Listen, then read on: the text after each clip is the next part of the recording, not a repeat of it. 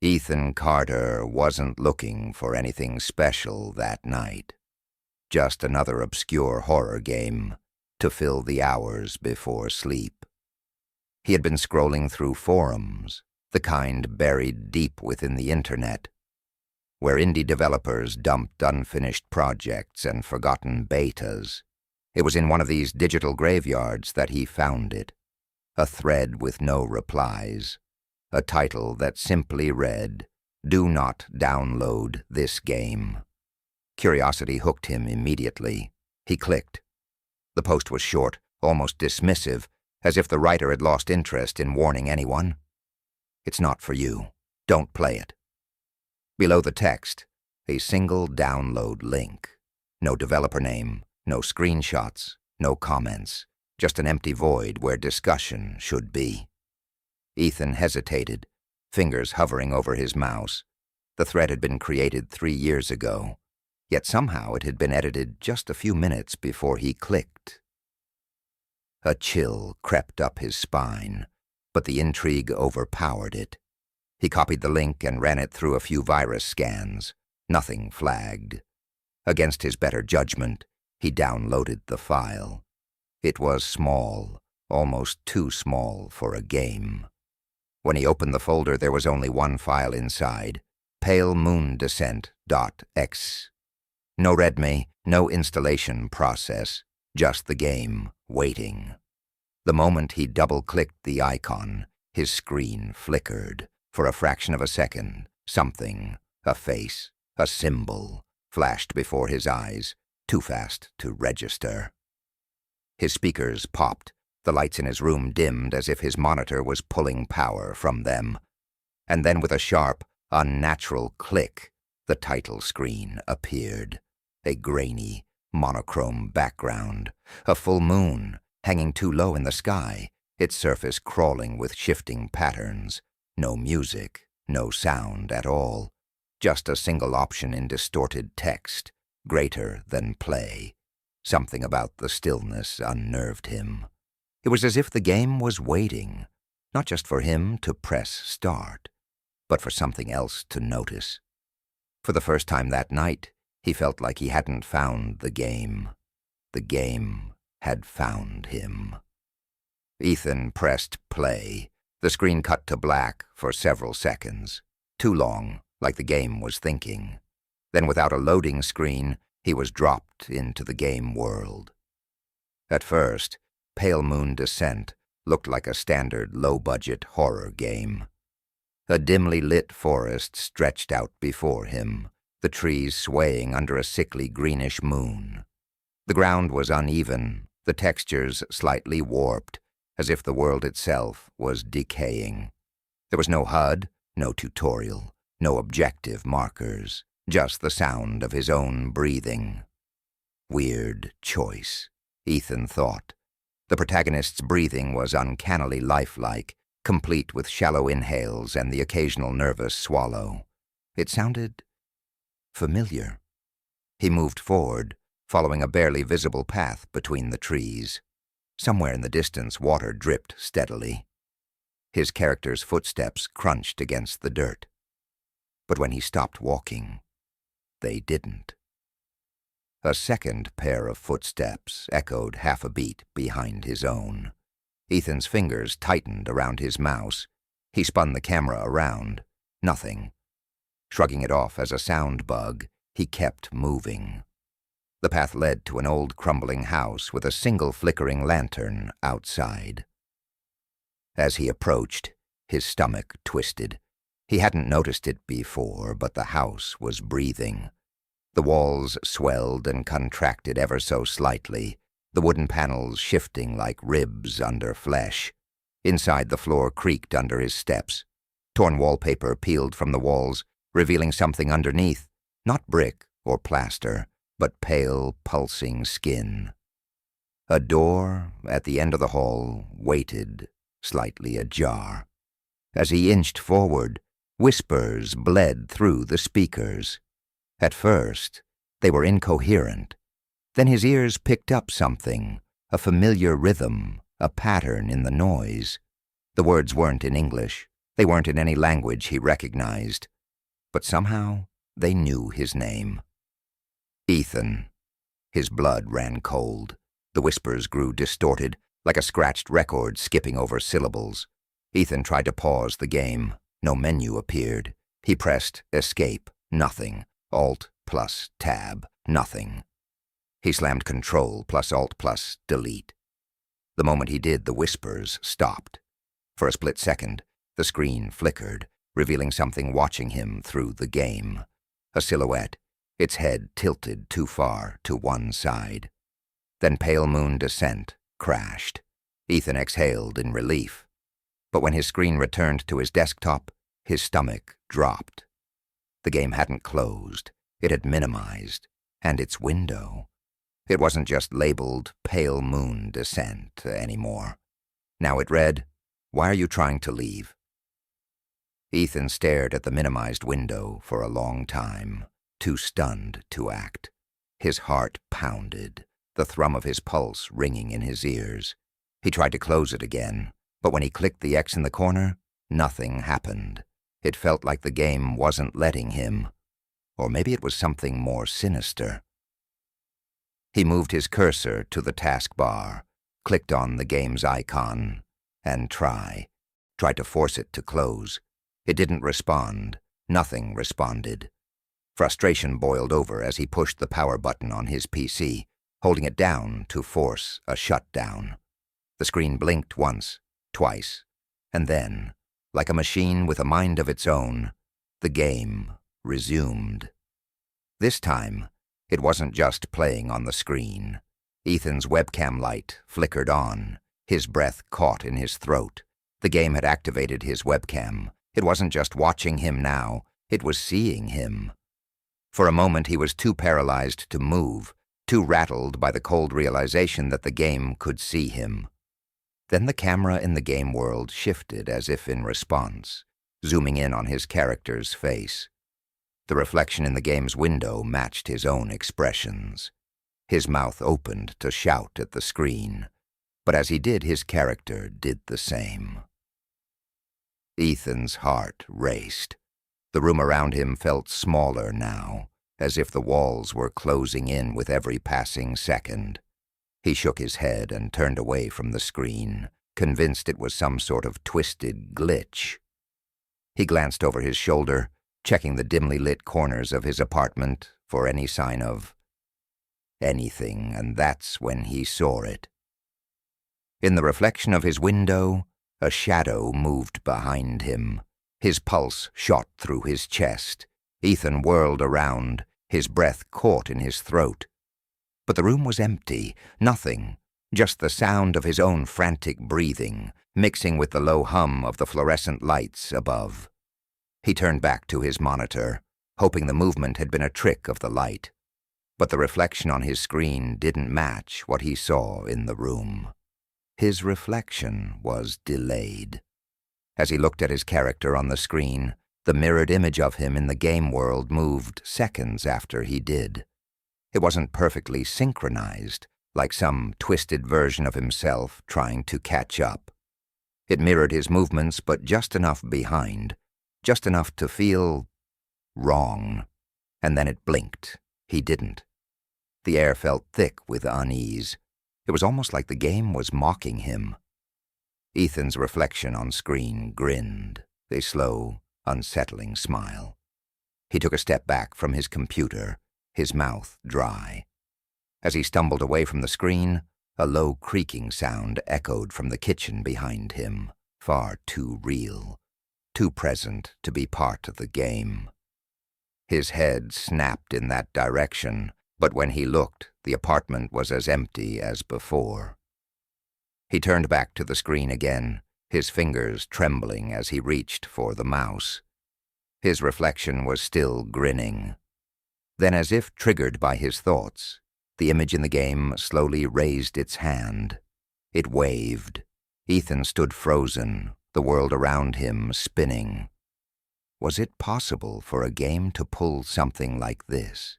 To manipulate not just his character, but him?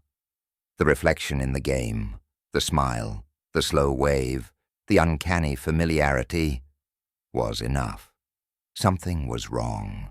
Something was watching him from within the game, and it wasn't content with just staying inside its own world. The days blurred together after that night. Oh, Ethan couldn't shake the feeling that the game had changed him, somehow. The unease that had been brewing ever since he downloaded Pale Moon Descent had turned into a persistent dread that hung over him like a dark cloud. He hadn't touched the game since the night the reflection waved at him, but no matter how much he tried to move on, the thought of Pale Moon Descent gnawed at him. It called to him in the silence of his apartment, its strange pull almost magnetic. On a whim, Ethan booted up his PC again, the screen lighting up to reveal the same sinister title screen. Pale Moon Descent was sitting there, waiting. His finger hovered over the icon. The thought of facing the game again filled him with dread, but curiosity had already taken root. He needed to understand. He had to know what was happening. He clicked the icon. This time, the screen didn't cut to the usual blackness. Instead, an eerie, distorted sound echoed through his speakers, a chorus of voices muttering in that language that didn't make sense. The background noise shifted. The forest scenery was still there, but now it was warped, bent, and twisted, like a nightmare version of reality. Then the game froze. For a moment Ethan thought it had crashed, but the words "Update in progress" flashed in bold letters across the screen. The words pulsed in and out of focus, like they were breathing. The strange static of the game's world hummed, louder and louder, drowning out everything else in the room. He sat back, his fingers tense on the keyboard. This wasn't normal. He had never heard of an indie game automatically updating without permission, especially one like this.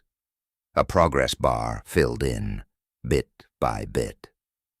The game was downloading something he couldn't control. When the bar reached 100%, a new sound echoed. This time, it was the unmistakable click of a new character model appearing in the game. The screen shifted, the world tilting into something more familiar. The new character stood at the entrance of the decaying house in the game, staring blankly at the camera. His face was obscured by shadows, but as Ethan stared, his heart froze in his chest. It was his face. He leaned in, eyes wide, fingers trembling. The character on screen looked exactly like him. Same messy brown hair, same wide-eyed expression, same stupid smile. Ethan's breath quickened. No. This wasn't possible. This wasn't just a coincidence. He moved the character forward. The figure mirrored his movements, not just in the game, but before him. The game character looked up as Ethan did, eyes following the mouse cursor on screen. But it was more than just a reflection. The character on screen moved first. Before Ethan could even click to guide his own character, the in-game version had already taken a step. It turned its head towards Ethan, its eyes narrowing, as if it was waiting. It was as though the game knew Ethan's every move before he made it. The character's expression shifted with his own mood, and its actions played out in sync with his every thought, anticipating his next decision. The hairs on the back of his neck stood on end as he sat frozen in front of the screen. Was this some kind of AI? Or was it something far darker? And then, the final kicker. The character's eyes widened and locked with his. The smile that stretched across its face was no longer familiar. It was malicious, twisted in a way that made Ethan's stomach churn. The character raised a hand, its fingers curling toward the screen. Ethan quickly moved his hand to close the game, but before he could click, the screen flickered, and another message appeared. "Do you like the new character?" Ethan's blood ran cold. It wasn't just a glitch. The game knew him. It was watching him. It was playing with him. And somehow, the game had added a new character that wasn't just a reflection of his actions. It was something far more sinister. The update hadn't just changed the game. It had changed him. Ethan couldn't escape the game. Not really. Even when he wasn't playing, it was always there, lingering at the back of his mind. He couldn't shake the feeling that Pale Moon Descent had morphed from an innocent curiosity to something dangerous, something alive. The reflection of himself in the game, the way it smiled, mimicked his movements, and somehow knew his thoughts, was enough to drive him to the edge of paranoia.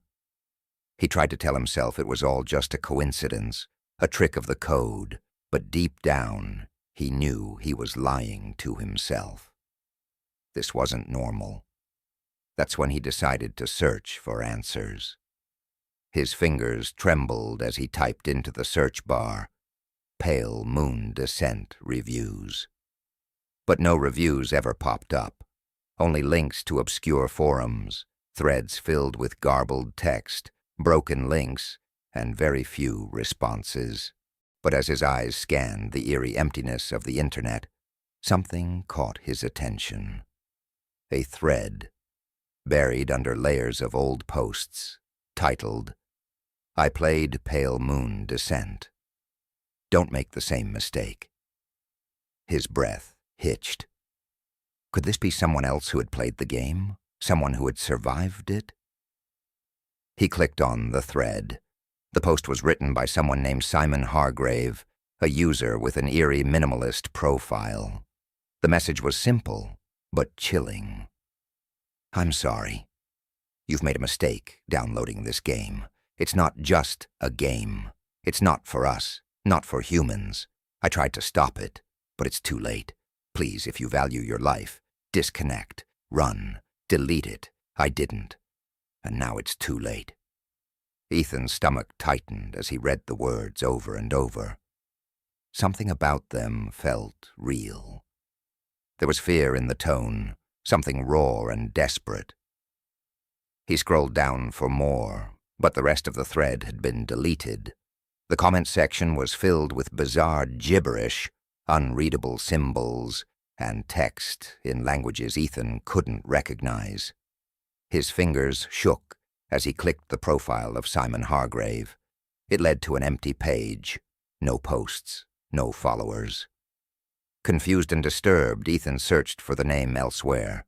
His search led him to another dead-end forum, a place known for discussing indie games. Except this one had a dark reputation. People disappeared. Players who once posted there were gone, their accounts deleted without explanation. The deeper Ethan dug, the more unsettling the evidence became. Then something far more chilling happened. As he read through the posts, he discovered a list of other usernames, all of whom had played Pale Moon Descent before disappearing without a trace. There were links to their last known activities, each one eerily similar. Frozen live streams, eyes wide open, mouths agape, staring motionless at their screens, as if something had taken hold of them. Their faces, pale and slack, had an expression of terror, but they were paralyzed, unable to move or scream. Ethan's heart pounded as he clicked one of the links. The video loaded, but there was nothing but a black screen at first. Then slowly, the grainy footage started to show.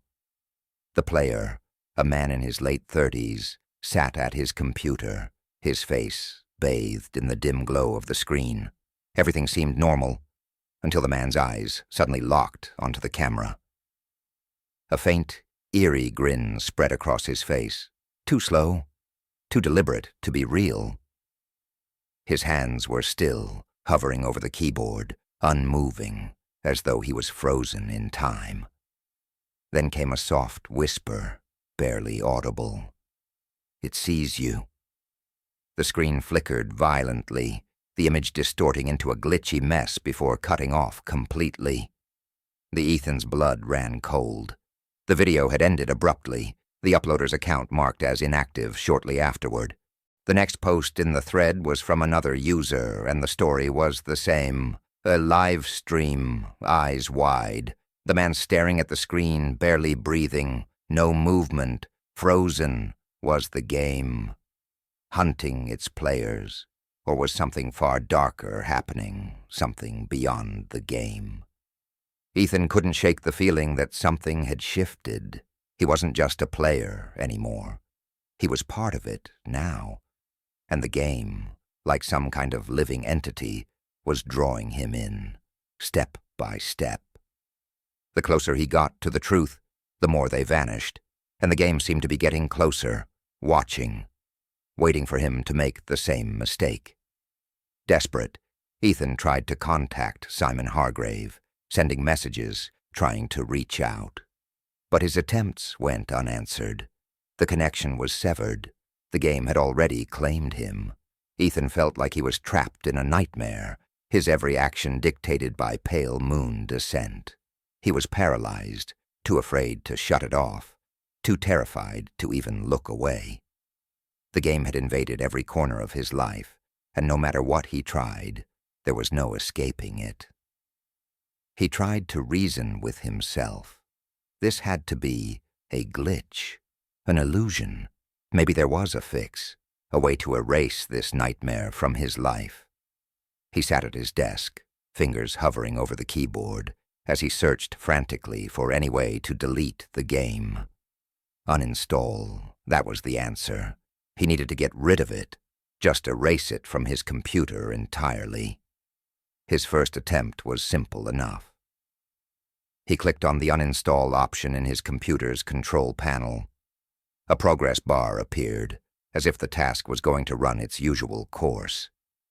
He leaned back, waiting for the relief that would come once it was gone. He could already feel the tension in his shoulders beginning to ease. But when the bar filled to 100%, nothing happened. The game remained. No error message, no warning, just the game, sitting ominously on his desktop like it had always been there. Confused, Ethan clicked again. This time, the game didn't just stay on his screen. It seemed to react, flashing a series of cryptic symbols that he didn't recognize. It almost felt as if the game was watching him. Then with a sharp click, his screen went black. Ethan stared at the dark monitor, heart racing, unsure of what had just happened. He reached for the power button, but before his hand could make contact, the screen flared back to life. But something was different. In place of the game's usual menu, there was a new pop-up.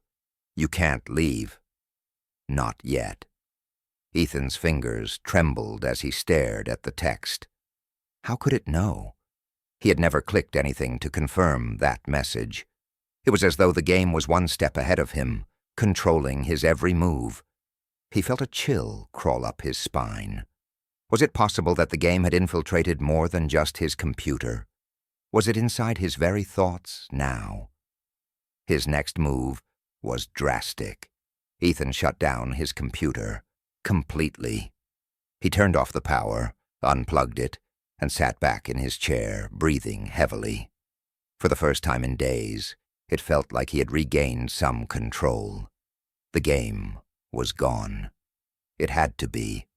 But when he woke up the next morning, the feeling of unease never left. His apartment seemed quieter than usual, still. The dim glow of the morning sun filtered through the blinds, casting strange shadows across the room. But the air felt wrong, thick with a kind of tension that he couldn't shake. He approached his desk, half expecting the game to be there, taunting him. And sure enough, there it was. The icon for Pale Moon Descent was sitting in the middle of his desktop, glowing softly, as if it had never been touched. He froze. He swore he had uninstalled it. He had powered down the computer, removed the connection. How was it back? In a panic, he clicked on the icon, hoping for some kind of explanation. Instead, the game launched immediately, as though it had been waiting for him to open it. The screen flickered and glitched, The title screen warped into something unsettling, distorted faces, human and alien, all at once. Faces that resembled his own. Ethan's heart pounded. His reflection in the game's title screen was out of sync with his movements, its eyes blinking far too slowly. He turned his head. The reflection did not. The figure on screen stared back at him, mouth curling upward into a smile. The game knew he was afraid. His fingers went numb, his mind spiraling into panic. He clicked again, desperate to shut the program down. But nothing worked. The screen seemed to freeze as though it was waiting. The mouse hovered, unresponsive, a slow but deliberate cursor, blinking in rhythm with his pulse. And then, without warning, he heard it. The unmistakable sound of typing.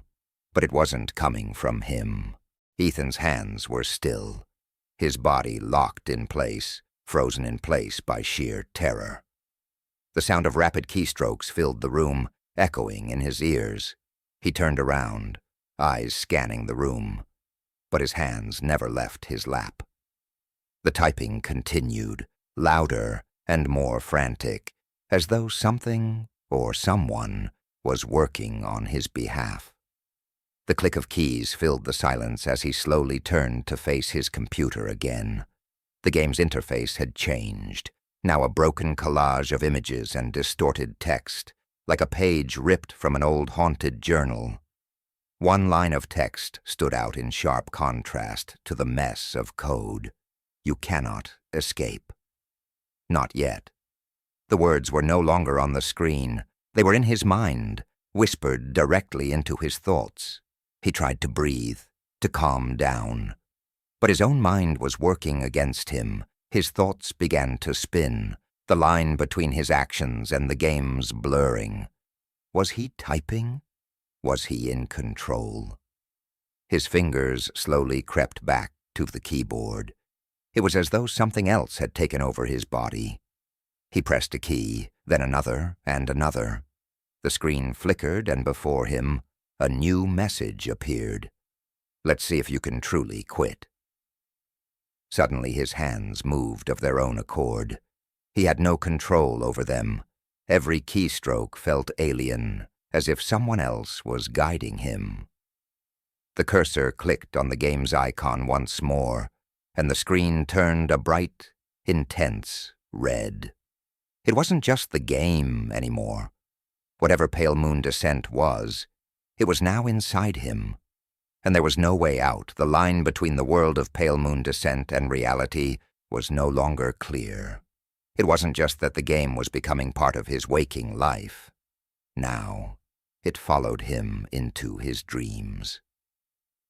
At first it was subtle, a flicker in his peripheral vision as he lay in bed. He would catch glimpses of the dark, crumbling environments from the game, flashes of distorted NPCs, whispering words in strange languages. The shadows felt wrong. Everything was wrong. But when he would wake up in a cold sweat, the game was always gone. It was only a dream, he told himself.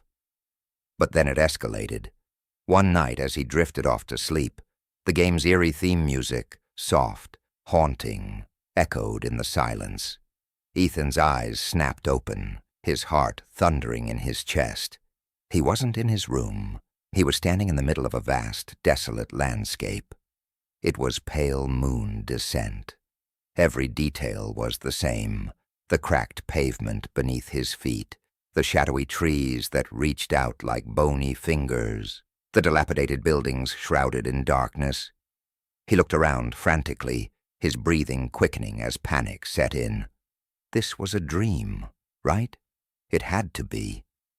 He tried to scream, to move, but his body wouldn't respond. His feet remained rooted to the ground.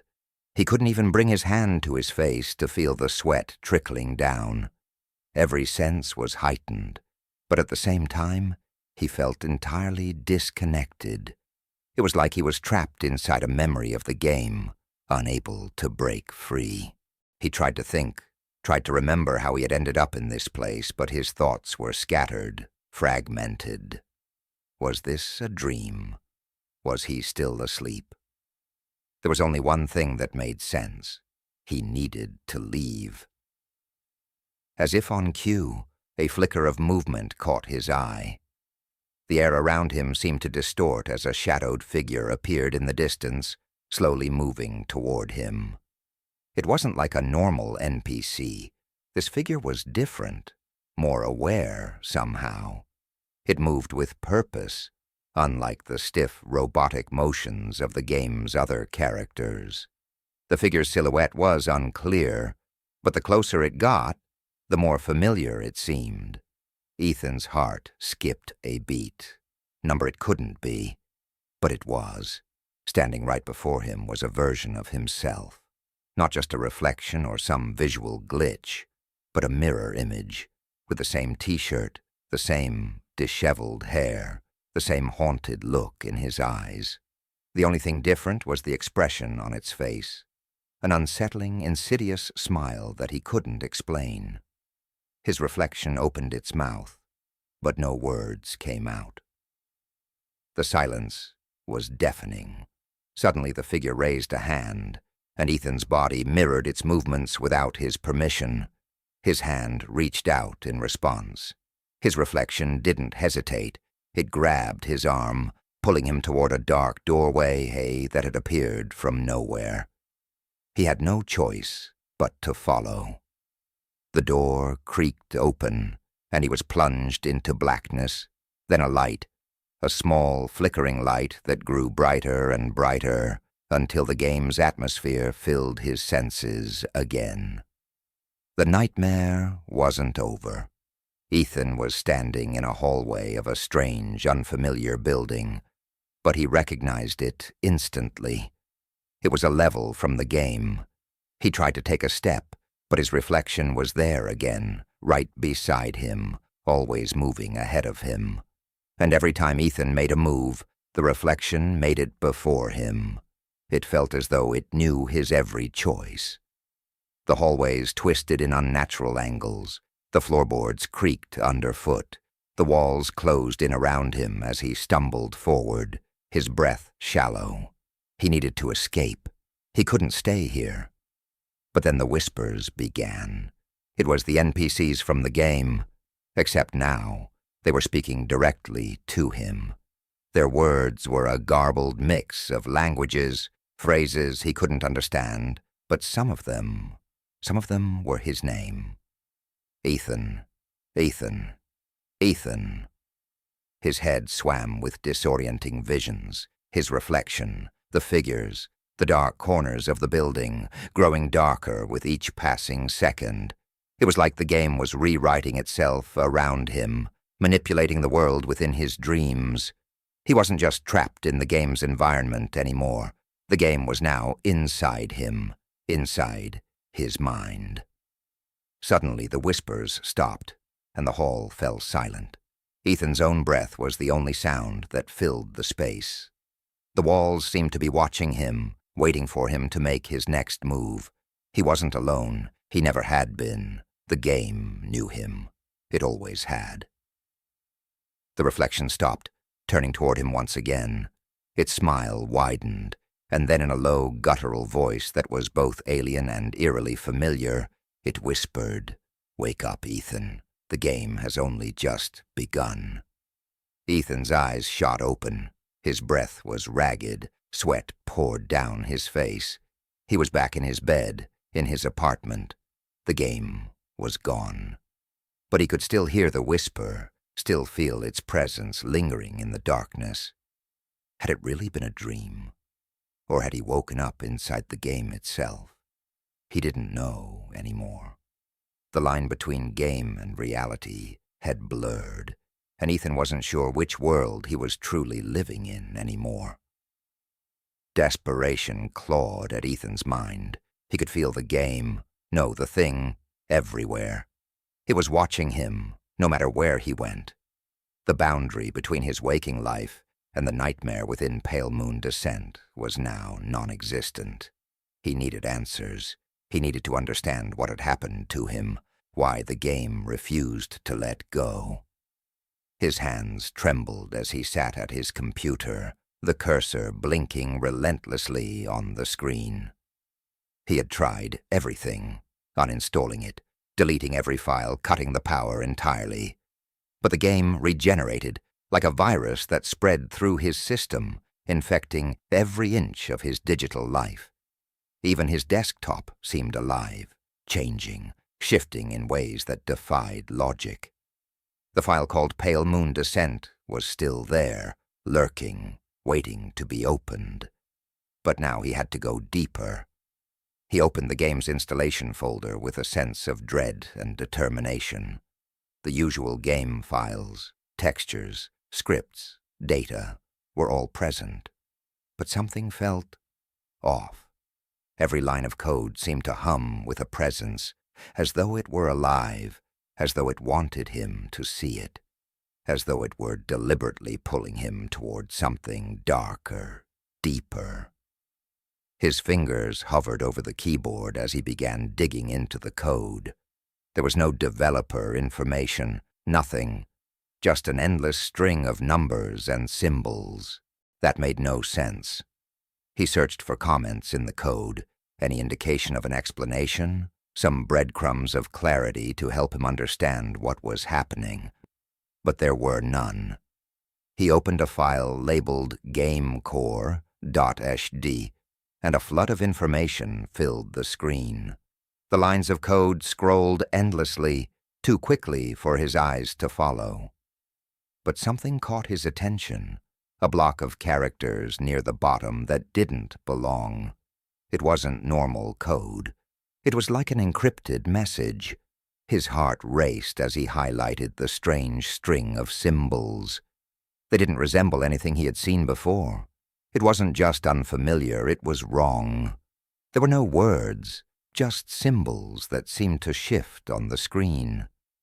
They were geometric shapes, intricate and impossible to decipher, and yet as he stared at them, it felt as if they were staring back. His mind struggled to make sense of it, but the images seemed to crawl along the screen, alive, writhing like a nest of serpents. And then he saw it. At the very end of the string was a message, written in broken, human-readable text. You are not meant to see this. A chill ran down his spine. He quickly scrolled back to the top, desperate to understand more, but his screen suddenly froze. The code stopped moving altogether. The computer screen flickered, and then, as if on cue, the whispers began again. Faint, distant at first, then growing louder, more distinct. This time, they were not just random phrases in foreign languages, number. They were repeating the words, "You should not have come here." The symbols in the code started to shift again, twisting and reconfiguring. They weren't just arbitrary shapes now. They were forming a pattern, a sigil. Ethan's vision blurred, his thoughts clouding over. His body went rigid as the sigil expanded, taking over the screen, growing larger, more intricate with each passing second. His mind tried to push the image away, but it felt like it was burning itself into his mind. He stared at the sigil in a trance-like daze, every instinct screaming at him to look away. But his eyes wouldn't obey. It was a glyph, an ancient arcane symbol that felt unnatural, unnerving. This wasn't part of any programming language he knew. It wasn't even close to anything human. Ethan's fingers twitched toward the keyboard. He knew, deep down, that he shouldn't interact with it, that there was something far darker lying in wait. But a compulsion, a need, pushed him forward. With a shaky breath, he pressed a key. The symbol flashed, then disappeared, leaving a single line of text on the screen. It was never meant for you. A dark wave of dread washed over him. He pushed himself away from the desk, his chair scraping against the floor as if he could distance himself from the screen. from the thing that was now part of him. But it wasn't that easy. The game had embedded itself inside his system. It wasn't just a game. It was alive, a force with an agenda, something otherworldly that had found its way into his reality, seeking him out. The sigil, the symbols. It wasn't just a digital manifestation. It was a message, a warning. And now he understood. This wasn't some rogue game. This wasn't even human-made. It was something far older, something that had been waiting, but waiting for what? And how was it doing this to him? Ethan slammed his fist against the desk in frustration. This was no ordinary game. He was caught in something beyond his comprehension, and no matter how hard he tried to escape, it wouldn't let go. It had found him, and now it was making sure he would never leave. The game had become an extension of his life. Every waking moment was a distorted reflection of the nightmare inside Pale Moon Descent. Ethan could no longer separate his reality from the game's twisted version of it. Each step forward felt like a descent into madness, as if the world around him was unspooling at the seams, unraveling in slow motion. But this time, the game had escalated to its final level, and so had the terror. The screen flickered again as Ethan stared at his monitor, and what he saw next nearly made him vomit. It was his apartment, the same familiar place he had lived in for years, the same furniture, the same walls. But it was wrong, distorted. The colors bled unnaturally into one another. The shadows were too deep, too long. The objects in the room hovered as if they were suspended, like figures in a photograph frozen in time. He was inside his own home, but not the one he had left behind when he sat down to play. The game had taken it all. And now it had come to him. With a deep breath, Ethan stepped forward, his hands shaking as his eyes scanned the pixelated version of his living room. Everything was eerily silent, the air heavy with a palpable tension. His breath hitched in his throat as he saw the figure standing in the corner, the only movement in the stillness. It was him, but not him, not really. The character in the game, a reflection of him, a distorted, warped version, stood motionless, facing the window, bathed in the harsh glow of the dim lights. It was his face, his body. But there was something horribly wrong. The eyes, they were vacant, empty of life. The skin, unnaturally pale. The mouth was slightly agape, the lips curling in a subtle smile that sent a chill down his spine. And it didn't move. Ethan's breath quickened as he felt a tightness in his chest. This wasn't a game anymore. This was him, trapped in a world that was no longer his own. The reflection in the game had somehow manifested into his reality. The lines between the two worlds had blurred. He reached forward instinctively, as if trying to pull himself out of the screen. But his hand met nothing. There was no escape. It was watching him. Every time Ethan moved, so did the figure on screen. It mimicked his every action. As he approached the character, his in-game counterpart turned to face him, the smile on its face widening, impossibly wide. It knew him. Ethan could feel his body go numb. It was like being trapped in a nightmare. He tried to step back, but his legs felt weak, as though the floor had turned to quicksand, pulling him in. He reached for his phone to call for help, but when he looked down, the device was frozen. The screen was a blurred reflection of his own face, not the phone he had used just moments before. He was losing control of everything. The game had invaded his world in ways he could never have imagined. This wasn't just a game anymore. It was his reality, and he was stuck inside it. The figure, his twisted reflection, stepped forward. Its movements were disjointed, jerky, like a broken marionette. Each motion was deliberate, calculated, and in perfect sync with Ethan's every move. The reflection's smile never faltered. It followed him around the apartment, mimicking his actions as if it were part of him, a haunting copy that seemed to know his every thought. Then the screen on his monitor flashed, and a new prompt appeared. "To win, destroy the game." The words were chilling. Destroy the game. How could he destroy something that was now part of him? How could he destroy something that had become his reality? His own reflection, the game version of him, moved closer, blocking the doorway. Ethan's pulse raced. His legs were frozen in place as if his body refused to listen. The reflection tilted its head, its smile still wide and unsettling. It whispered something under its breath, words that Ethan couldn't understand, but he felt their meaning deep inside his gut. And then with terrifying clarity, he understood what he had to do. To escape, to survive, he had to destroy the game. But how? The game had become him, had fused with his life in a way that defied logic. There was no obvious way to tear it apart, no simple key to unlock the truth. The lines between the digital and physical world had become irreparably blurred. In the corner of his eye, the game's reflection watched him. It was smiling again, a smile that was not his. Ethan closed his eyes for a moment, steeling himself for what he had to do. He couldn't keep running. The reflection of himself was right there, mocking him, daring him to act. The path ahead was uncertain, but one thing was clear. To win, he had to destroy the game. He had to find a way to sever the ties that bound him to it, even if it meant breaking the very fabric of his reality. But how?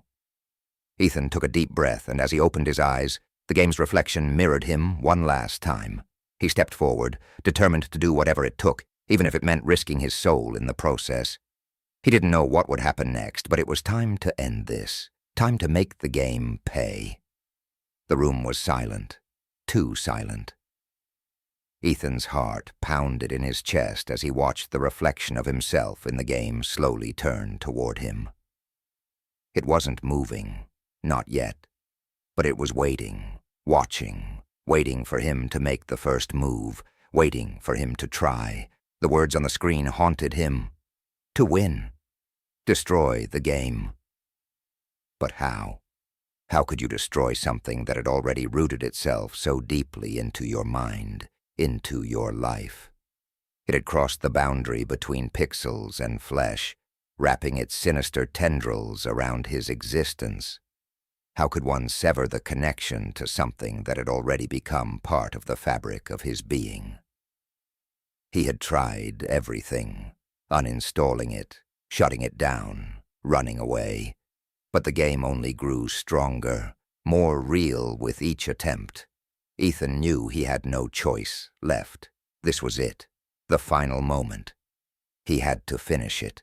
He had to end it before it swallowed him whole. He hesitated for a fraction of a second, but in that instant, the reflection in the game smiled again, that same smile that haunted him, that mocked him.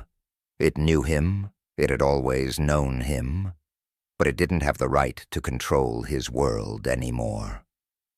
Ethan lunged forward, knocking the keyboard to the side. He reached for the power button on the PC, but as his finger brushed the switch, the screen flickered, growing dark, then flooding with light, brighter than ever before. The air around him crackled with static, a low hum vibrating in his skull, sending jolts of pain through his temples. The reflection in the game mirrored his every move, but as he grew closer to the monitor, something shifted. The smile faded from his game counterpart's face, replaced by an expression of confusion, something that was almost human. As Ethan stood before the screen, hand hovering above the power button, a new prompt appeared. Player 2 has joined. The words burned themselves into his retinas, and before he could process what was happening, the entire room around him shifted. The walls seemed to breathe, the furniture warping and twisting as if it were made of soft clay. The apartment, his home, no longer felt like the place he knew. The game had overtaken it completely, folding his world into its grasp. The boundaries between his reality and the game's twisted reality were now entirely gone. Ethan staggered back, but his body felt heavy. His legs didn't respond properly. Something was pulling him, dragging him towards the screen. He tried to scream, to cry out, but the air felt thick, suffocating. The room was now a warped reflection of itself, a horror of twisted furniture, broken glass, and an oppressive darkness creeping from the edges. The reflection of himself in the game. It wasn't just a reflection anymore. It was here, standing behind him, its breath hot on the back of his neck. He spun around, but the reflection was gone. The room had changed again. This time it was dark, almost pitch black. The only light came from the glowing screen in front of him. And the sound, oh, the sound. It was deafening, an endless buzzing that came from nowhere and everywhere. It rattled his teeth and shook the floor beneath him. The game had evolved beyond the digital realm. Ethan reached for the monitor, his fingers trembling, and with a surge of adrenaline, he yanked the power cord from the back of the PC. The screen flickered, went black, but the buzzing continued. He dropped to his knees, hands shaking, his breath coming in ragged gasps. He did it, or so he thought. A brief silence fell over the room, and for a moment Ethan thought it was finally over. He could barely hear his own heartbeat, a strange calm settling over him like a dark cloud. But then, from the corner of his eye, he saw something flicker. The TV, the old dusty TV that had been left off of for months, turned itself on. The title screen of Pale Moon Descent filled the screen, its eerie font casting a sickly glow across the room. Ethan's blood ran cold.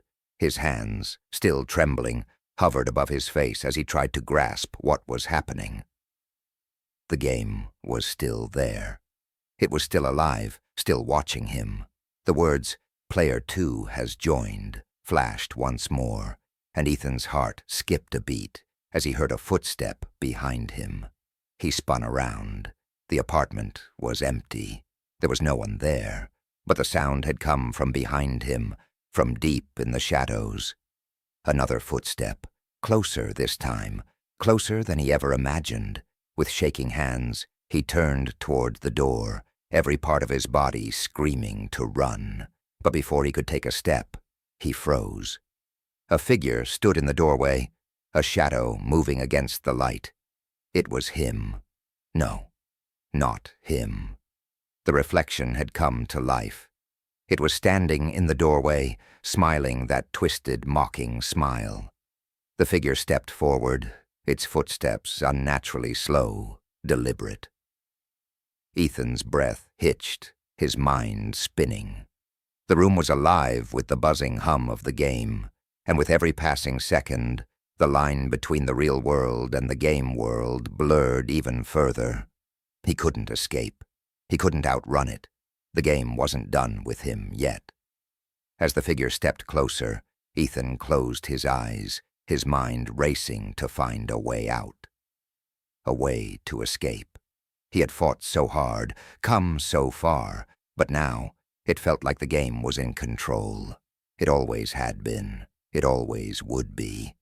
And in that moment, Ethan realized the horrifying truth. This wasn't the end. The game would never end.